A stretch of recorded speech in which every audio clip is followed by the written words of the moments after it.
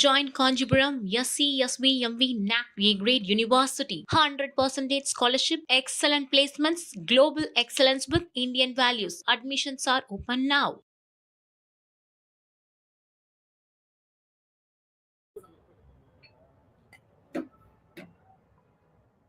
சற்று முன்னர் இதே கேள்விக்கு நான் விடையளித்தேன். மீண்டும் கூறுகிறேன். 8ஆம் தேதி மாலை 6 மணிக்கு கூடிய எமது கட்சியின் உயர்நிலை குழு கூட்டத்தில் எடுத்த முடிவின் அடிப்படையில்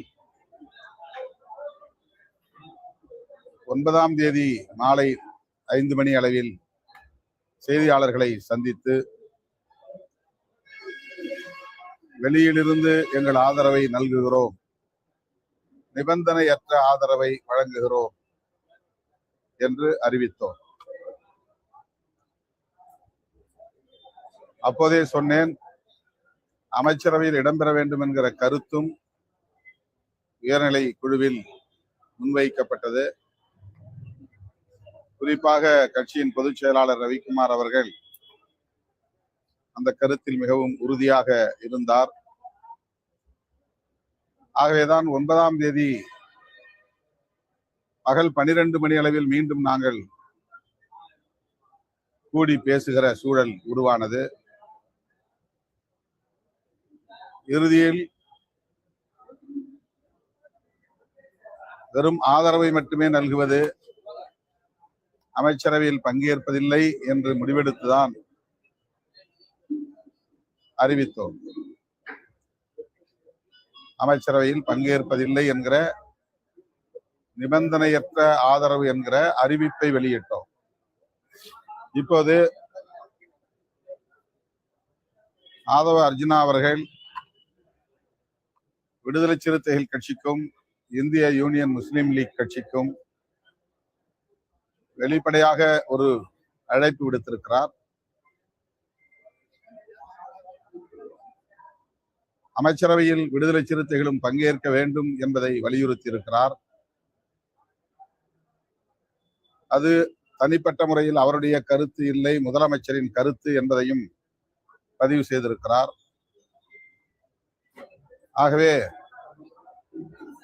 இதற்காக மீண்டும் உயர்நிலை குழுவை கூட்ட வேண்டிய தேவையில்லை என்று நான் கருதுகிறேன். என்றாலும் பொதுச் செயலாளர்கள், பொருளாளர், முதன்மை செயலாளர் உள்ளிட்ட சில முன்னணி பொறுப்பாளர்களோடு கலந்து பேச வேண்டிய தேவை உள்ளது. இந்த அழைப்பை எப்படி நாம் எதிர்கொள்வது என்கிற அடிப்படையில் நாங்கள் கலந்து பேசி விரைவில் எங்கள் முடிவை அறிவிப்போம்.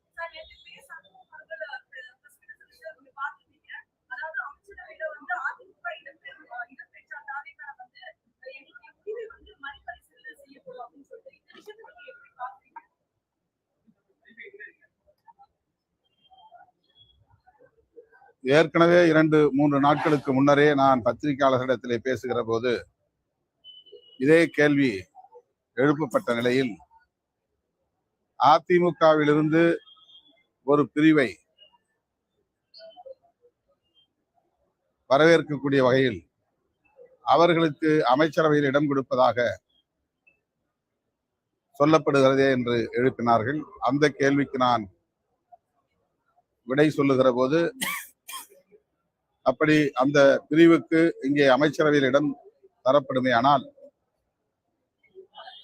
எங்கள் ஆதரவு நிலைப்பாட்டில் மறுபரிசீலனை செய்ய வேண்டிய சூழல் உருவாகும் என்று 2-3 நாட்களுக்கு முன்னரே பதிவு செய்தேன். தற்போது அத்தகைய முயற்சி ஏதும் இல்லை என்ற தகவலும் கிட்டியிருக்கிறது. அதிமுகவிலிருந்து விலகி இருக்கிற ஒரு பிரிவினருக்கு அமைச்சரவையில் இடம் தருவதற்கான வாய்ப்பில்லை என்கிற தகவல் தாவேகா தரப்பிலிருந்து